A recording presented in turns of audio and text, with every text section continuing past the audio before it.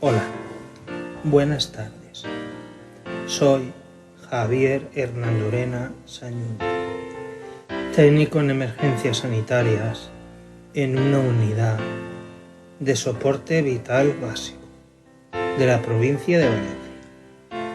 En el programa de hoy vamos a hablar sobre la reanimación cardiopulmonar en tiempos de pandemia. Ya que en estos tiempos no podemos estar seguros 100% de si el paciente está infectado o no por el SARS-CoV-2, extremaremos las precauciones en todos los servicios con paciente en parada cardiorrespiratoria, tomando las medidas de protección pertinentes. ¿Qué medidas de protección tenemos? Pues tenemos dos niveles de EPI. ¿Qué es un EPI? Equipo de protección individual. Tenemos de nivel 1 y de nivel 2. Los de nivel 1 están formados por una bata desechable, unas gafas con montura integral y pantalla facial, mascarilla quirúrgica o FFP2 y doble guante.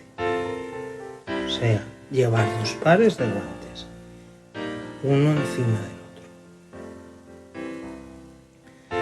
otro. Los de nivel 2 están formados por una bata impermeable manga larga o un buzo impermeable, doble guante, mascarilla FFP3 o FFP2, gafas con montura integral,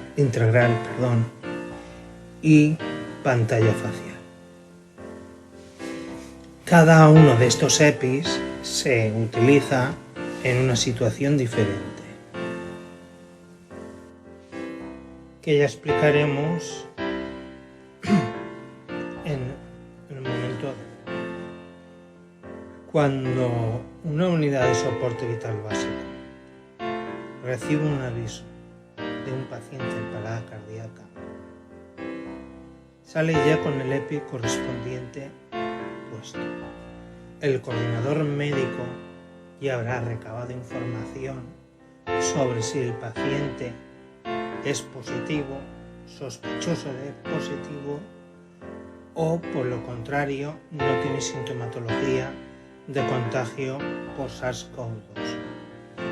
En el caso de que no haya sospecha de SARS-CoV-2, se colocarán el EPI de nivel 1 antes de salir el aviso, ya que ya se conoce que es un paciente en parada cardíaca.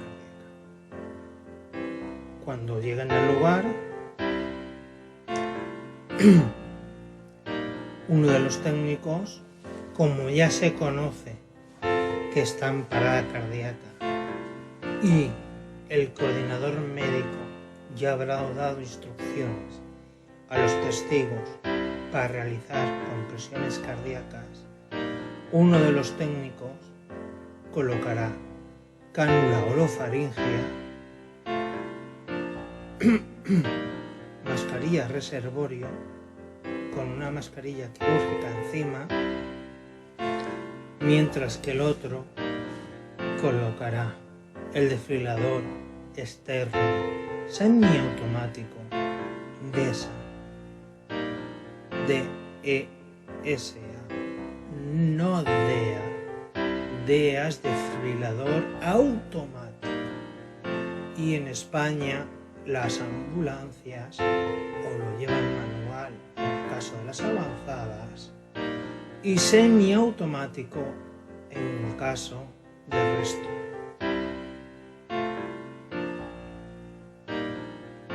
Y se harán cargo de la reanimación llamarán al coordinador médico para confirmar esta parada y se solicitará el envío de un recurso avanzado si no había sido enviado ya.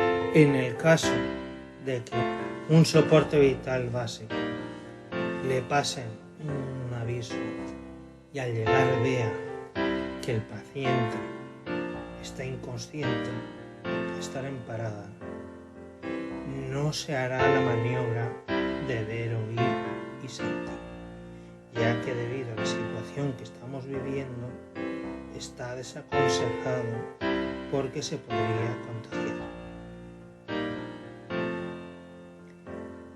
Se comprobará si el pulso se eleva, se puede acercar la mano a la boca para ver si notas el aliento y tomar el pulso. Si el paciente está en parada, mientras que uno de los dos técnicos abre vía aérea con una cánula orofaringea, aquí no hay que olvidar que la cánula orofaringea no permeabiliza ni aísla vía aérea, solo la abre. Por eso con este dispositivo no está aconsejado el uso del balón de resucitación, solo abre vía aérea. Colocará la mascarilla con reservorio y una quirúrgica encima, mientras que el otro compañero avisa al centro de coordinación. Se preguntará a la familia si presentaba signos de infección por SARS-CoV-2 o ya se sabía que era positivo. Se trasladará esta información al médico coordinador.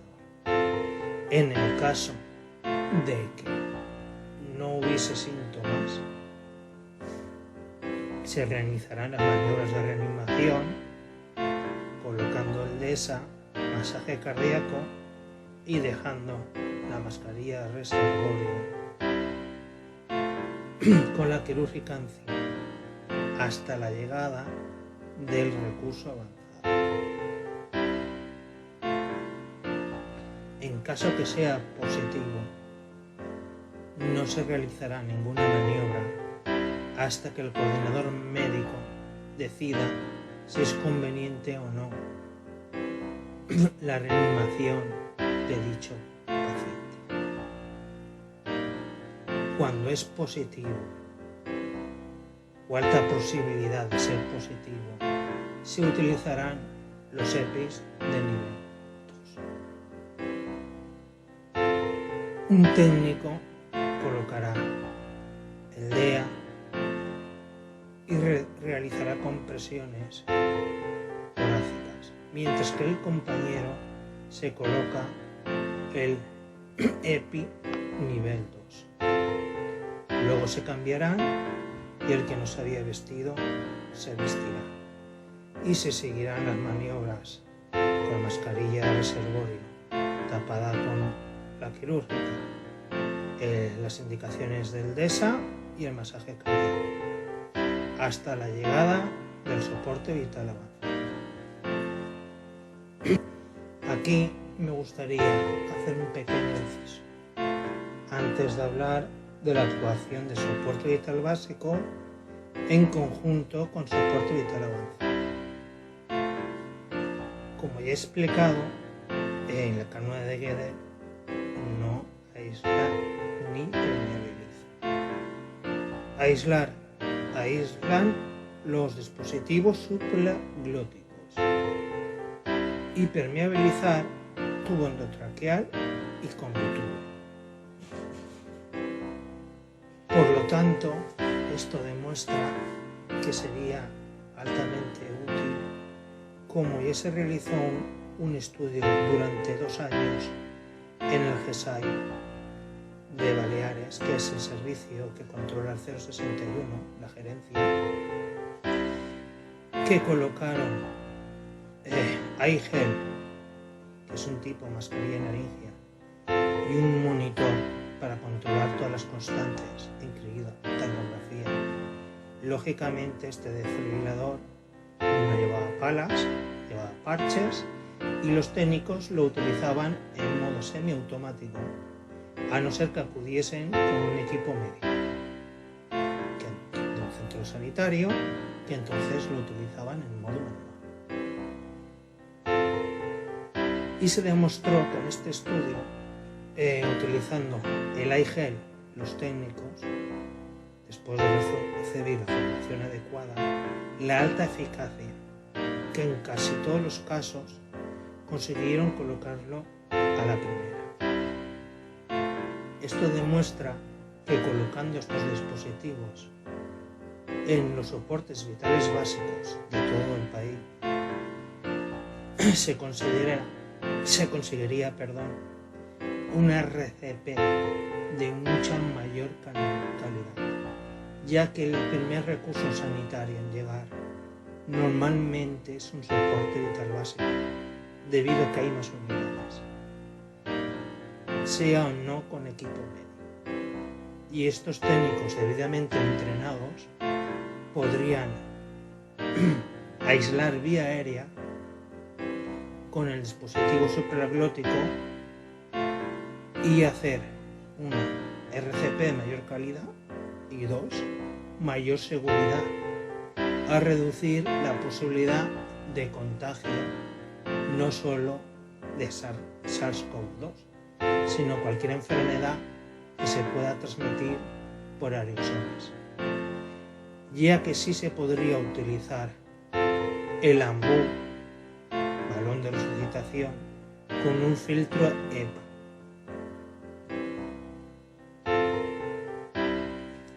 Ahora ya pasamos a la siguiente opción. La actuación cuando está una unidad de soporte vital básico trabajando y llega una unidad de soporte vital avanzado. Médico o médica y o enfermero o enfermera se colocan los EPIs de nivel 2 y el conductor no se viste, se queda limpio, que será el encargado de pasar el material. Médico o médica y o enfermero o enfermera se unen al soporte vital básico en las maniobras de reanimación.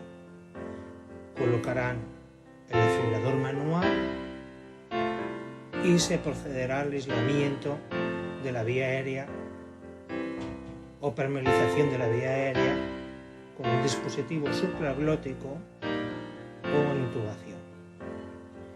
Se colocará la bolsa balón de resucitación con un filtro EPA y se continuarán las maniobras de reanimación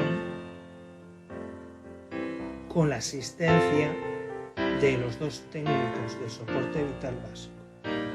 Uno ayudará a enfermería a manejo de la medicación y colocación de la vía, y el otro asistirá al médico en el aislamiento o permeabilización de vía aérea. Y el conductor del SAMU, el técnico del SAMU, como ya he dicho, se queda limpio para pasar el material.